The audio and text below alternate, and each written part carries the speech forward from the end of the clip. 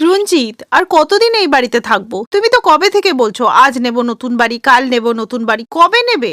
অঞ্জলি, শহরের মাঝখানে আমাদের এই বাড়িটা। এখানে সব সুযোগ সুবিধা আছে। এমন প্রপার্টি সহজে খুঁজে পাওয়া যাবে না। তাও তুমি যদি চাও তাহলে আমি জঙ্গলের মাঝখানে একটা বাড়ি কিনতে পারি। আরে তোমার কিসের সমস্যা? সমস্যা তো আমার, যে সারাদিনই একই বাড়িতে থেকে আমার তো দম বন্ধ হয়ে যায়। রোজ উঠেই এক বাড়ি, এক পাড়া, এক লোক, এইসবই দেখতে হয়।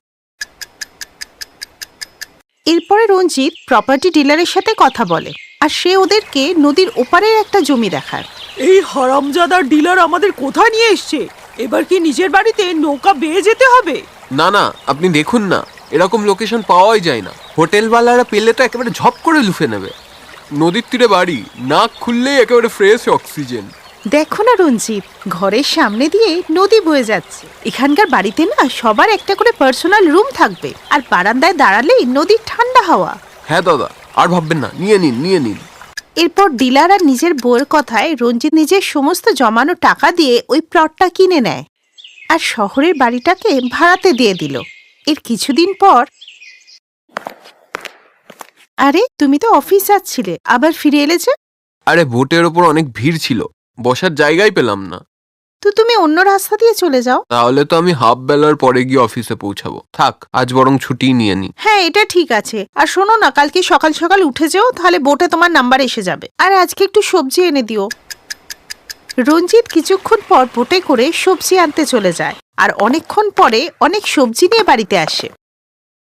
আরে এত সবজি! তুমি কি এখন নদীর পাড়ে বসে সবজি বিক্রি করবে ভাবছো? শোনো, রোজ রোজ ওই বোটে বসে লোকেদের সাথে ঝগড়া করে আমি সবজি আনতে পারবো না। তাই 2 সপ্তাহের সবজি একসাথে এনে দিয়েছি। তাই 15 দিন পর্যন্ত আর সবজি আনার কোনো নাম করবে না। এর 2 দিন পর, ওরে বাবারে, মরে গেলাম রে! শুকিয়ে যাক এই নদী। কি হয়েছে মা? আরে ঘরে বসে বসে বোর হচ্ছিলাম, তাই একটু হাঁটতে বেরিয়েছিলাম। পুরো গলিতে নদীর জলে ভর্তি ছিল, আর ওখানেই পা পিছলে পড়ে গেলাম। আরে মনে হলো আমার কোমরটা গেছে। কেউ ডাক্তারকে ডাক না রে। কিন্তু মা, এখানে কোন ডাক্তার আসবে? ডাক্তার আনতে তো নদী পেরিয়ে যেতে হবে। হে ভগবান, ছেলে বৌমা এনে কোথায় যে ফাঁসালো যে একটা ডাক্তারও পাওয়া যায় না। আপনি বসুন, আমি এক্ষুনি গরম তেল দিয়ে মালিশ করে দিচ্ছি। থাক বৌমা, এই যা কিছু হচ্ছে না সব তোমার জন্যই হচ্ছে। না তুমি ঘরের স্যাঁতসেঁতে গন্ধ নিয়ে অভিযোগ করতে, না তুমি ঘর ছোট নিয়ে চিৎকার চেঁচামেচি করতে। দেখুন মা, এখন আমাকে একা দোষ দেবেন না। এই বাড়ি নেওয়ার সিদ্ধান্ত তো সবাই মিলেই নেওয়া হয়েছিল না? দেখো, এখন আমার মটকা গরম করো না, আমার ছেলেকে ফোন করো, ওই আমাকে নিয়ে যাবে ডাক্তারের কাছে। রঞ্জিত বাড়িতে এসে ওর মাকে নিয়ে যেমন তেমন ভাবে ডাক্তারের কাছে যায়, আর এভাবেই কিছুদিন কেটে গেলে বর্ষাকাল চলে এলো, আর তাই নদীর জল এখন আগের থেকে আরো বেশি বেড়ে গেল। বাবারে, নদীর জল আরো বেড়ে গেছে, আর সব জায়গায় কাদা আর কাদা। মা, বর্ষাকালে তো শহরের রাস্তাঘাটও জলে ভরে যায়, আর এটা তো নদীর কিনারা, তাই বর্ষাকাল চলা অবধি কাদা তো থাকবেই। আর ঘরের বাইরে কাদা থাকার জন্য ওরা ঘর থেকেও বেরোতে পারছিল না। এর কিছুদিন পর একদিন যখন ওদের মেয়ে রুহি তার ঘরে খেলছিল, তখনই একটা সাপ জানলা দিয়ে ওদের ঘরের ভিতরে ঢুকে আসে, আর যা দেখে রুহি চিৎকার করে ওঠে, মা মা, সাপ সাপ! এরপর সবাই ছুটে আসে, আর রঞ্জিত যেমন তেমন করে সাপটাকে ঘর থেকে বাইরে ফেলে। হে ভগবান, জানি না এ কোথায় এসে ফেসে গেলাম। তখনই বাইরে জোরে হাওয়া বইতে থাকে, আর নদীর ধারের মাটি ওদের ঘরের ভিতরে ঢুকে আসে। কোথায় এসে ফাঁসলাম গো?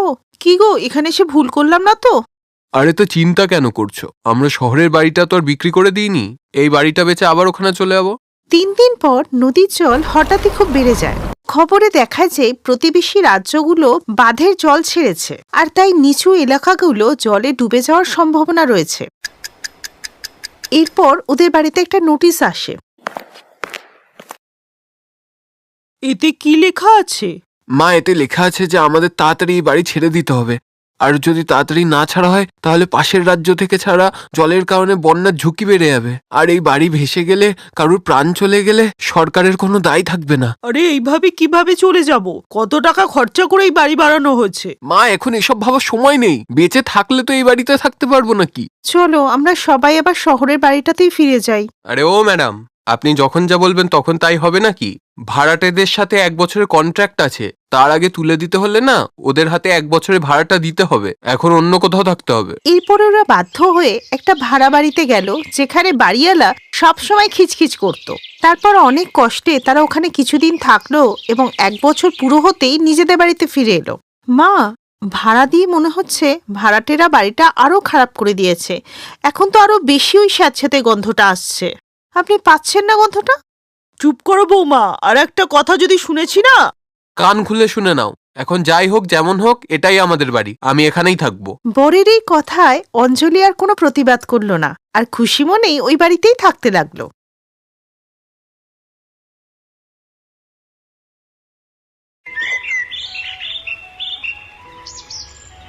প্রিয়া, 1 কাপ গ্রিন টি দেবে প্লিজ? বৌমা, কাল তোমার বিয়ে হয়েছে আর তুমি স্নান না করেই আজকে রান্নাঘরে চলে এসেছো। নতুন বউয়ের অনেক কিছু নিয়ম কানুন থাকে, তা জানো? মা, এতে অসুবিধা কোথায়? আমি মায়ের বাড়িতেও এমন করতাম। সকালবেলা গ্রিন টি খাওয়া আমার অভ্যাস। বৌদি, এই তো তুমি কালকেই এ বাড়িতে এলে আর আজকে মায়ের সঙ্গে এভাবে কথা বলছো? আমি প্রথমেই রাহুলকে বলেছিলাম এসব প্রেম ট্রেম না করতে, কিন্তু কে শোনে। এই নাও গ্রিন টি। স্বপ্না আর রাহুলের লাভ ম্যারেজ হলেও তার শাশুড়ি আর ননদের স্বভাব ছিল খুবই খিটখিটে। স্বপ্না ভালো স্বভাবের মেয়ে হওয়াতে সম্পর্কে বেইমানি করা তার পছন্দ ছিল না। মা, পণ্ডিত মশাই আর বাকিরা কাল কখন খেতে আসছে? মা, ওরা কাল সকাল 11টাতেই চলে আসবে। তুই স্বপ্নাকে ডাক, যা। আমি ওকে সব বুঝিয়ে দিই কিভাবে সব রান্না করবে। হ্যাঁ মা, এক্ষুনি ডেকে আনছি।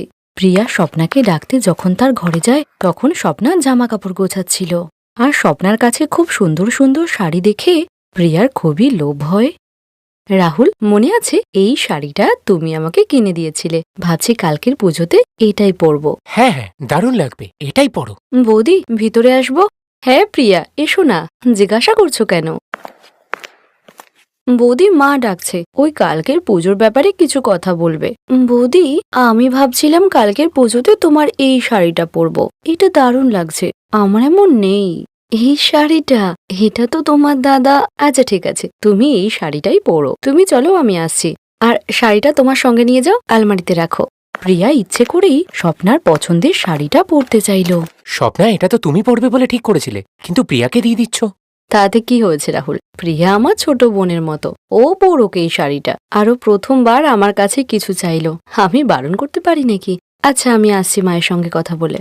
এরপর স্বপ্নার শাশুড়ির কাছে গেলে, কালকে সব রান্না তুমিই করবে, মনে রেখো। পণ্ডিত মশাই আর বাকিরা অনেক দিন পর আমাদের বাড়িতে আসছেন, তাই কারো যেন কোনো অসুবিধা না হয়, আর রান্না যেন খুবই সুস্বাদু হয়, মনে রেখো। মা, আপনি চিন্তা করবেন না, আমি আছি তো। আচ্ছা মা, সকালে যে পায়েসটা করেছিলাম কেমন লেগেছিল? ঠিকই ছিল, ঘিটা একটু বেশি হয়ে গেছিল। আচ্ছা, আমি একটু পাশের বাড়ি যাচ্ছি, মিষ্টি দিয়ে আসি। পরের দিন স্বপ্না যখন খুব মন দিয়ে রান্না করছিল তখন প্রিয়া স্বপ্নাকে আবার জ্বালাতন করার জন্য স্বপ্নার বেখেয়ালে তার রান্নায় লবণ মিশিয়ে দেয়। আর পণ্ডিত মশাই এলে সবাইকে খাবার খেতে দেওয়া হয়। পণ্ডিত মশাই, খাবারটা গ্রহণ করুন, বৌমা সব নিজের হাতে বানিয়েছে। খুব ভালো, ভোজন নিশ্চয়ই সুস্বাদুই হবে। এই বলে পণ্ডিত মশাই খাবারটা গালে দেওয়ার পরেই ফেলে দেয়। কি হলো পণ্ডিত মশাই, খাবার ভালো হয়নি?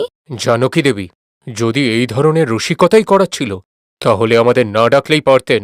আপনি খাবারটা খেয়েছেন, এতে নুন এতটাই অধিক যে মুখেই তোলা যাচ্ছে না। এ কেমন বউ ঘরে তুললেন, যে রান্না করার সঠিক পরিমাপটাই জানে না। ক্ষমা করবেন পণ্ডিত মশাই, মনে হয় বৌমা ভুল করে ফেলেছে, আমি আবার নতুন করে রান্না করছি। থাক থাক, অনেক হয়েছে, আমাদের আর খিদে নেই, এবার আমাদের অনুমতি দিন। জানকী, পণ্ডিতজিকে দক্ষিণে দাও। পণ্ডিত মশাই আর তার সমস্ত সেবক সেখান থেকে চলে যায়। আর জানকী তো একেবারে তেলে বেগুনে জ্বলে উঠে স্বপ্নাকে বলে, স্বপ্না, আমি এটা আশা করিনি। পণ্ডিত মশাইয়ের কাছে আমাদেরকে অপমান করালে। তুমি রান্না করতে পারো না, এত লবণ দিয়েছ। তুমি জানো পণ্ডিত মশাই কত রেগে গিয়েছেন? মা, আমি তো রান্নাতে বেশি লবণ দিইনি, জানি না কিভাবে হলো। যেমন রান্না করি তেমনই করেছি। দাঁড়ান, আমি খেয়ে দেখছি। এই বলে স্বপ্না খাবার গালে দিয়ে দেখে তাতে প্রচণ্ড লবণ। কিন্তু এটা তো হওয়ারই ছিল, কারণ প্রিয়া খাবারে প্রচণ্ড লবণ মিশিয়েছিল। আর সত্যিটা কেউ জানতো না বলে প্রিয়া মনে মনে হাসছিল। আরে হয়েছে তোমা, কখনো কখনো এরকম হয়ে যায়, এইটুকু ব্যাপারের জন্য এত শোনানোর কি আছে? স্বপ্না তুমি ঘরে যাও, তুমি সকাল থেকে খুব ক্লান্ত। রাহুল ঠিকই বলেছে বৌমা, তুমি গিয়ে বিশ্রাম করো, বাকি কাজ প্রিয়া করে নেবে। হ্যাঁ হ্যাঁ, বৌমাকে মাথায় তুলে রাখো। একটু বকাঝকা করেছি তো তোমরা তো আমাকেই ভুল বুঝতে শুরু করেছো। আরে শ্বশুর বাড়িটা হলো একটা মন্দিরের মতো, যেখানে সব কাজ শ্রদ্ধার সঙ্গে করতে হয়, কিন্তু আজকালের বৌমা তা বোঝে কোথায়? মা, আমি দেখছি, তোমাকে একটু লুচি আর তরকারি দিচ্ছি। তরকারিটা আমি ঠিক করে নি, বৌদি তো ঘরে চলে গেছে, সব আমাকেই করতে হবে। ওই জঘন্য লবণ দেওয়া খাবারটা আমি খাবোই না। ব্লাড প্রেশারটা বেড়ে গেলে আবার ওষুধ খেতে হবে। তুই আমাকে পায়েসের সঙ্গে একটু লুচি দে। স্বপ্না এখনো বিশ্বাসই করে উঠতে পারছিল না যে সে খাবারে এত লবণ দিয়েছে। এটা নিয়ে কিছুদিন সে খুবই চিন্তা করে। আর কিছুদিন পরেই আসে প্রিয়ার আশীর্বাদের অনুষ্ঠান। সেদিন, মা টেনশন নিও না, 2 দিন বাদেই আশীর্বাদ, তাই আমি আজকেই পার্লারে গিয়ে সব কাজ করে নিই। ও সবের আমি কি জানি, আমি শুধু চাই যেন আশীর্বাদের দিন তোকে সবাই দেখতেই থাকে, বুঝলি?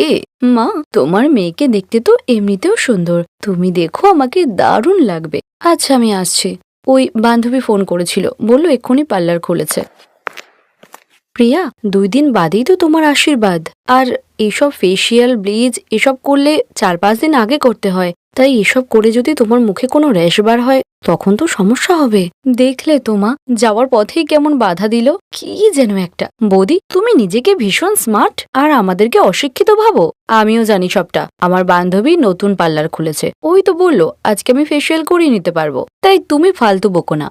এই বলে প্রিয়া তার বান্ধবীর থেকে ফেসিয়াল, ব্লিচ এসব করার জন্য চলে যায়। কিন্তু কিছুক্ষণ পর প্রিয়ার মুখে অ্যালার্জি বার হয়ে মুখ লাল হয়ে গেলে সবাই দেখে চিন্তায় পড়ে যায়। প্রিয়া কাঁদতে থাকে। প্রিয়া তোকে স্বপ্না বারণ করেছিল না, তাও তুই শুনলি না? থাক রাহুল, ওকে বকো না, যা হওয়ার হয়ে গেছে। প্রিয়া, আমার কাছে একটা সমাধান আছে।